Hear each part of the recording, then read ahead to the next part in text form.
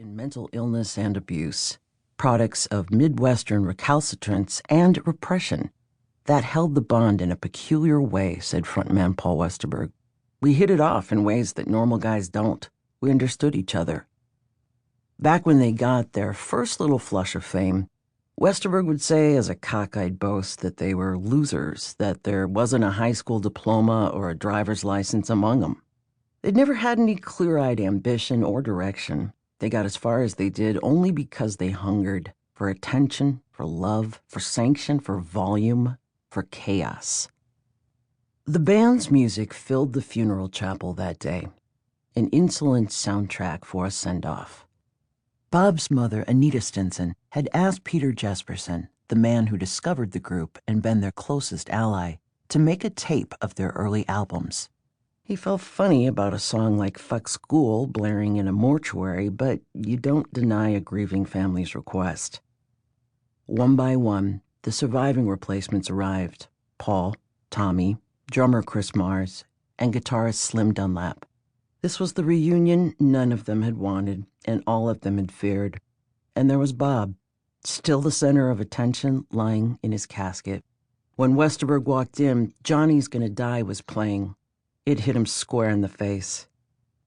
Johnny always takes more than he needs, knows a couple chords, knows a couple leads. He'd written those lines about the doomed ex-New York Dolls guitarist Johnny Thunders after seeing him looking wasted and sounding brilliant at a concert back in 1980. And everybody tells me that Johnny is hot, Johnny needs something, what he ain't got. Bob picked up guitar, learned how to play a few rock songs, and then just beat the shit out of the thing for all the frustrations in his life, noted Westerberg. He was a lot like Thunders. In his hands, the guitar didn't scream. It cried for help, practically. We used to say Johnny made a guitar sound like an animal in pain. Bob had that too. 200 or so mourners filled the pews. Bob's acoustic guitar leaned against the casket. In a quiet corner, the replacements gathered with Jesperson. The air was heavy for a moment. The group had fired Peter, then Bob, then Chris, and they'd sniped at one another in the press and in song lyrics. All of that was forgotten now. They say death brings you together, said Mars. I hadn't seen Tommy for a long time, and I hadn't really seen Paul for a long time. We were talking, shooting the shit for a bit, but it was bathed in this sad, sad thing. Mars had done an etching for the cover of the memorial program, a Stratocaster with wings. Bob's mother had asked Jesperson to deliver the eulogy, but Peter demurred. He didn't think he could get through it. The duty went to local musician turned rock writer Jim Walsh, who'd known the group since its early days. He spoke of Stinson's great appetite for life and noted how un-Bob-like the occasion felt. He would have laughed at us in our suits today, the pomp and circumstance. He would have wanted to know where the beer was. Babes in Toyland drummer Lori Barbero, one of Bob's close friends, sobbed through a reading of the Lord's Prayer. Afterwards, people stood up and told Bob's stories, among them the young musicians he'd worked with after the replacements.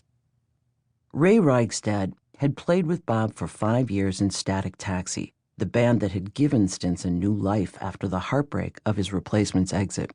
It was like his new family, said Barbero. They were all like brothers, and they treated him really wonderfully. It covered up the sore spot.